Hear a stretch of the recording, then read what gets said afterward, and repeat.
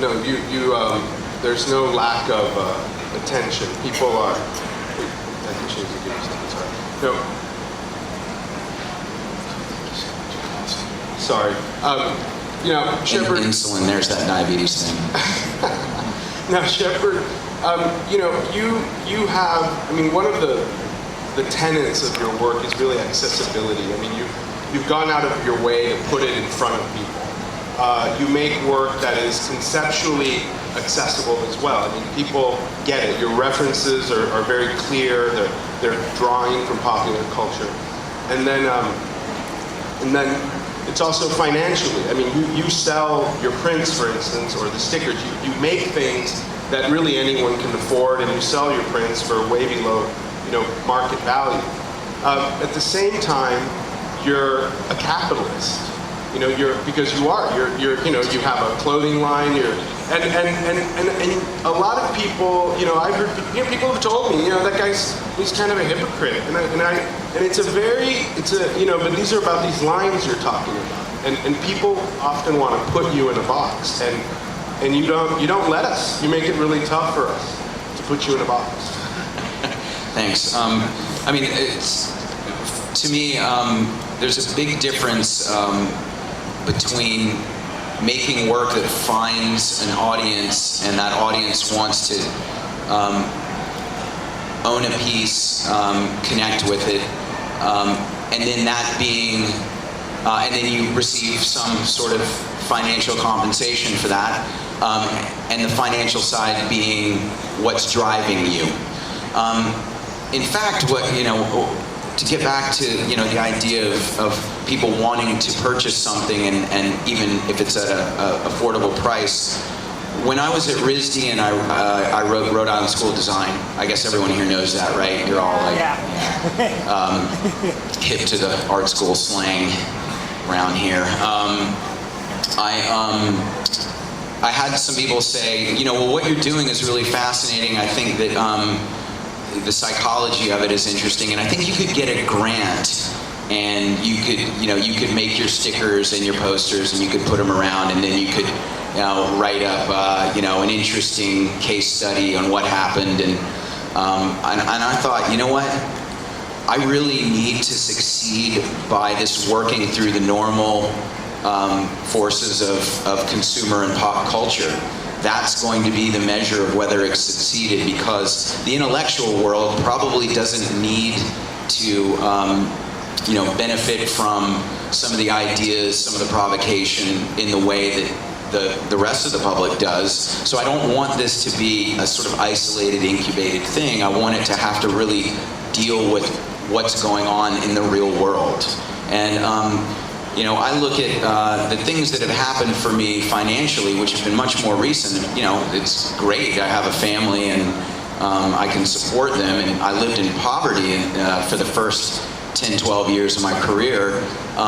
This is a byproduct of what I do. It's not the end goal. And I think that Michael Moore's a millionaire, but still, what he does is pretty awesome, right? Is anyone going to say, you shouldn't make great documentaries that make money, dude?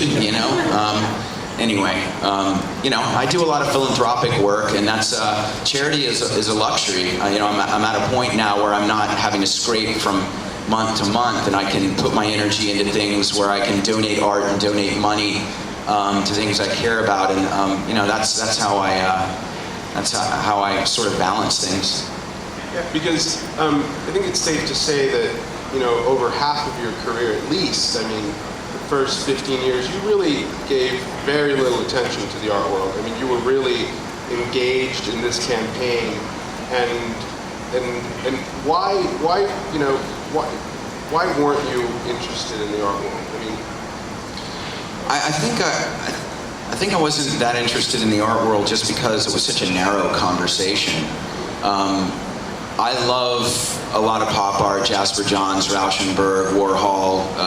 Through art history, there's great people, Duchamp, people who mix sort of pranks and art like The Situationists, what Jamie Reed did for the Sex Pistols, inspired by The Situationists. But not so much of it is just about the fine art world. It's more the spillover into the rest of culture that I've been impressed by with a lot of those people. You know, I was just as inspired by skateboard graphics and t-shirt graphics and album cover graphics as I was by museums. Now, I've gained a greater appreciation for what goes on in galleries and museums, and that's what I think.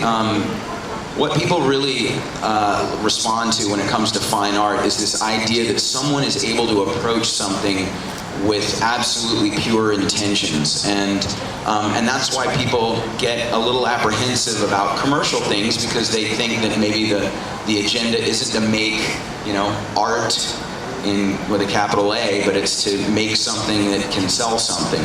And I do appreciate that part of art, but I always felt like the conversation should be broader than the art world, and I still do. Yeah, because in many ways, your practice has spilled over into the art world. It kind of the reverse. The trickle up is what I call it. Yeah, the trickle up. Yeah. And you know, one of the again, your commitment. You know, Shepard is very committed to his work. He's, you know, working all the time. And I think that one of the things for you is really about getting the work out there. You know, you want your images to be seen. You want people to know them. And but at the same time, you know, you've worked with many mediums. Clothing. I mean, is that the end goal, to get it out there? Well, I think that the phase of my career of needing to put something into the public, you know, consciousness, I think I did that reasonably well with the Obey campaign. But if you weren't aware of that, then with the Obama thing, now it's just. If you have a television or a computer, it's hard not to know that image, the Hope image, even if you don't know me by name.